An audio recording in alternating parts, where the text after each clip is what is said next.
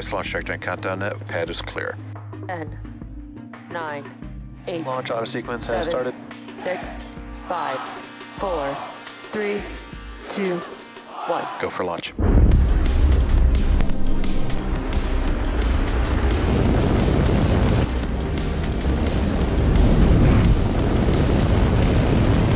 Vehicle is supersonic. Stage separation confirmed. Dragon, separation confirmed.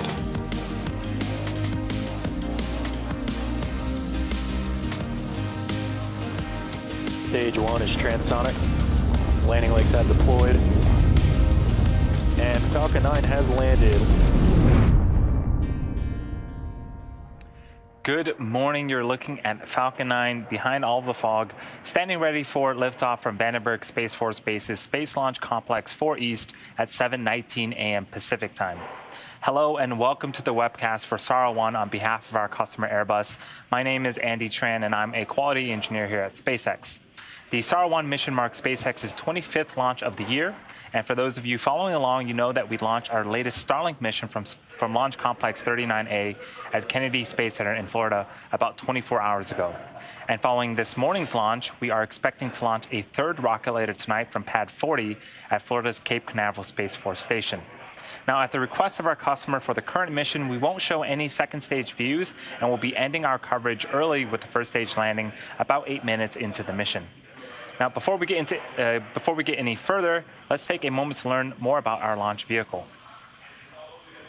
Falcon 9 is our two-stage rocket. It stands about 70 meters tall, roughly the height of a 20-story building. The bottom two-thirds of the vehicle is the first stage and the primary part of the rocket that gets reused again and again. Today will be the third flight for this particular booster. And at the bottom of the first stage, there are 9 Merlin engines that will get Falcon 9 off the ground and up to the thinner parts of Earth's atmosphere. The two stages will then separate from one another. The second stage continues to orbit while the first stage makes its way back down to Earth for its landing attempt back on land. So what you're seeing on screen is landing zone 4, which is pretty close to the pad that it's going to be lifting off from. If successful, today's launch will mark the 125th recovery of an orbital class rocket, including both Falcon 9 and Falcon Heavy boosters. As for the second stage, it will ignite its single Merlin vacuum or MVAC engine about 2.5 minutes into flight. It's this engine that will take the SARA 1 spacecraft to its intended orbit.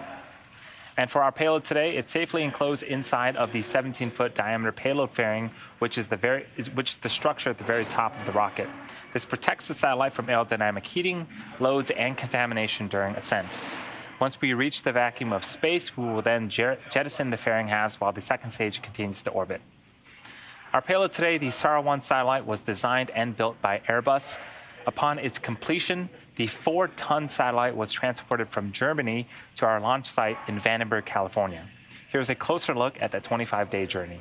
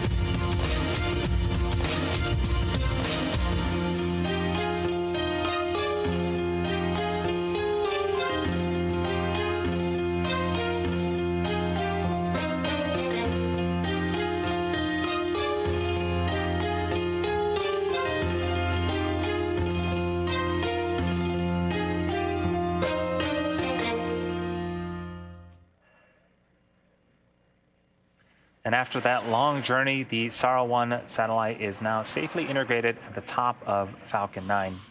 The next major milestone involves the Transporter Erector, or TE, which is the truss structure next to Falcon 9. In preparation for TE retraction, the TE clamp arms right beneath the fairing payload, the payload fairings start to open up. Now, we do have a bit of fog in Vandenberg, which is pretty typical for Vandenberg at this time in the morning. So I don't think we're going to be able to see the clamp arms opening, but they are opening right now. And after those are fully open, that structure next to Falcon 9 will recline away from the vehicle in preparation for liftoff.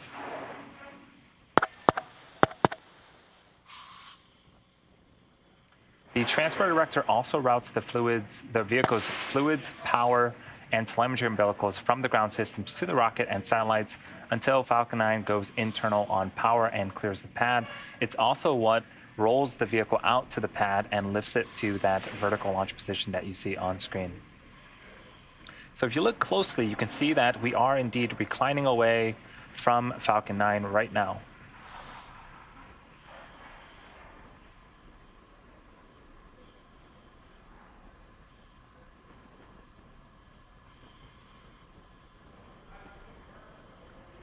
So we are just over T-minus 3 minutes and counting. All systems so far are go for an on-time liftoff. The range is green. The weather, despite the fog that you see on screen, is also green. And the vehicle and payload continue to be healthy. Go bleed verification. If for some reason we are not able to launch today, we do have a backup window on Monday at the same time.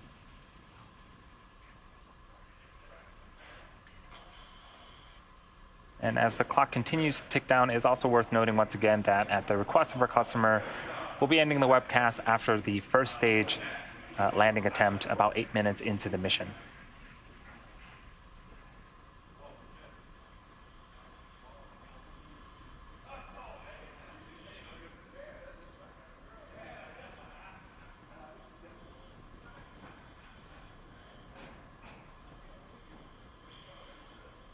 You can see that there are some clouds starting to form around Falcon 9. That is normal and expected for us at this stage in the countdown.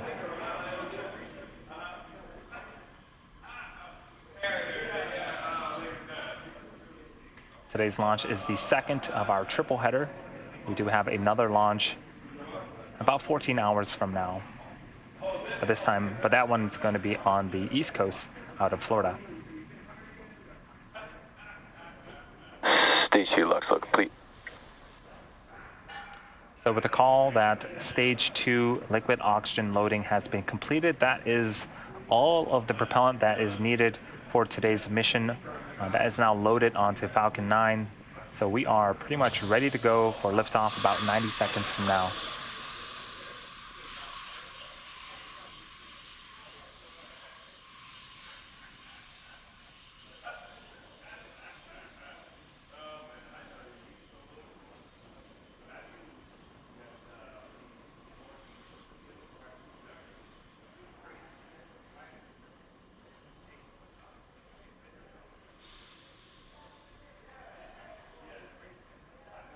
Falcon 9's in startup. Now that we're in startup, both stages are now beginning to pressurize for liftoff.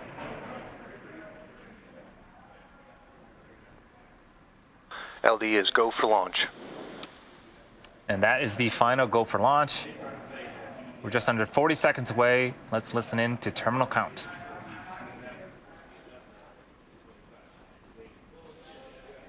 T-minus 30 seconds.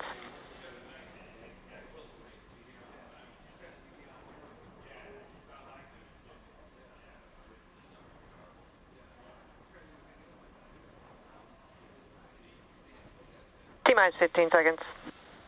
Falcon 9 is configured for flight. 10, 9, 8, 7, 6, 5, 4, 3, 2, 1, 0. Ignition. And liftoff.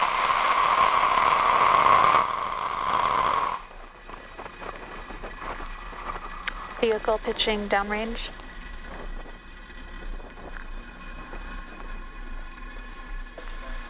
Stage 1 propulsion is nominal.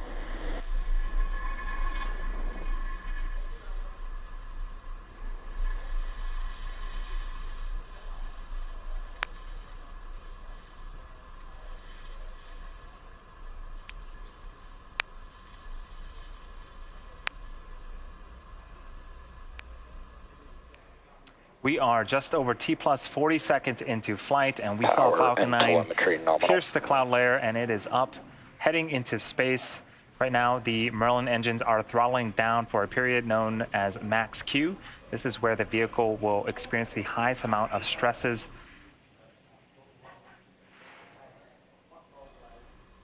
Vehicle is supersonic. Max Q. All right, with max Q behind us, we're throttling the engines back up to full power. We have 5 events coming up in quick succession. First up is going to be MECO, which stands for main engine cutoff. At that point, the 9 engines on the bottom of the first stage will shut off in preparation for the next event, which is SES1, or second engine start 1. Or excuse me, the next event is stage separation, where the 2 stages will separate from one another. AVAC's chilling. The first stage will perform a flip to make its way back to our landing zone, and then we'll start with SES1, which is second engine start 1, where that single Merlin vacuum engine on the second stage will ignite and continue to carry our SARA-1 satellite into orbit. For today's landing, the first stage will, after it performs its flip, will perform a boost back burn. And then after the boost back burn begins, we'll have fairing deploy.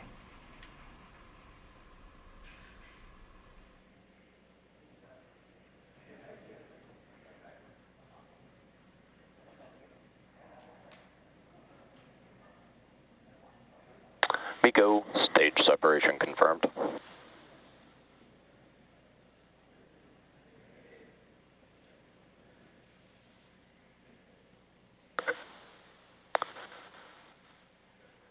Stage 1 boost back burn is starting.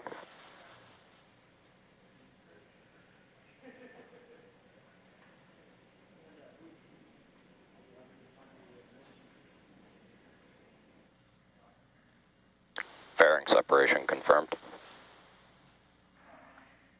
Awesome. So we saw main engine cut off, and we saw the 2 stages separate from one another. We did get audio confirmation of the second engine start on the second stage Merlin vacuum engine. That's pretty much the last call out that we'll hear from the second stage. So we'll just focus on the first stage. That's what you're seeing on screen right now as it's performing its boost back burn. It pretty much flipped and is heading back where it came from. It's going to be attempting its third landing. Stage 1 boost back shutdown in a few minutes. So that boost burn did wrap up. In order to complete today's landing for the first stage, it has 2 more burns left. Next up is the entry burn, where 3 of the Merlin engines will reignite, and this will help to slow the stage down as it re-enters the upper parts of the Earth's atmosphere. After that, we'll have the landing burn. This occurs just a few seconds before we land, and this is also the period where we'll deploy Vehicle our landing trajectory legs. nominal.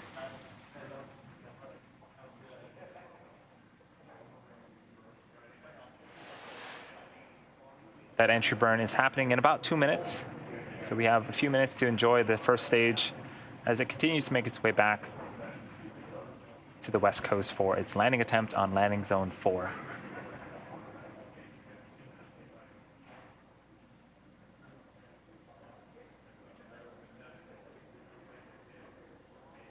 We're seeing some periodic bursts of gas at the center of your screen. That is nitrogen coming from our attitude control systems that helps to orient the vehicle. This is a view from inside the inner stage.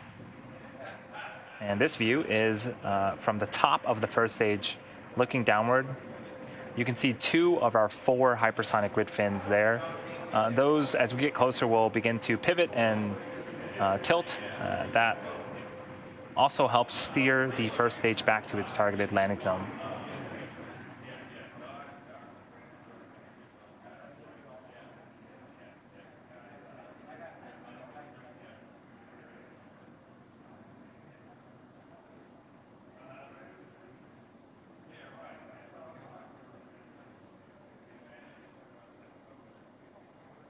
So we're about 30 seconds away from the beginning of our second of 2 burns for this first stage. Vehicle trajectory nominal. At the bottom left-hand side of the screen is a velocity gauge of the first stage.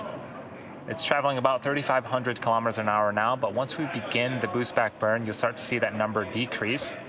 And then after the boost back burn, or excuse me, not after the boost back burn ends, after the entry burn ends, you'll continue to see the speed decrease as we hit the denser parts of the Earth's atmosphere.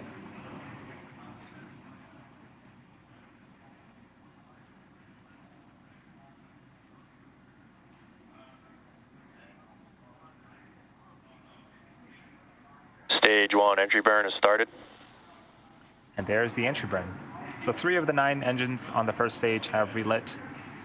As you can see, we are indeed slowing down the first stage.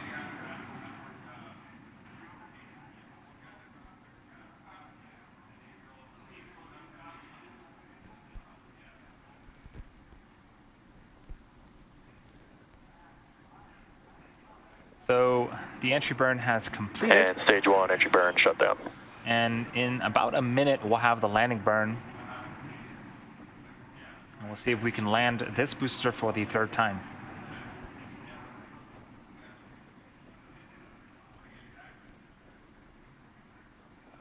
Stage 1 FTS is saved.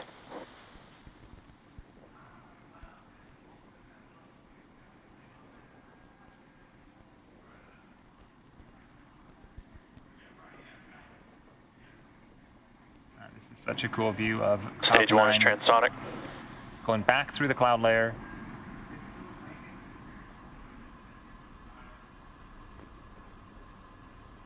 Stage 1 landing burn has started.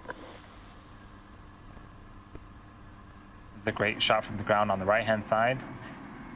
Stage 2 FTS is saved.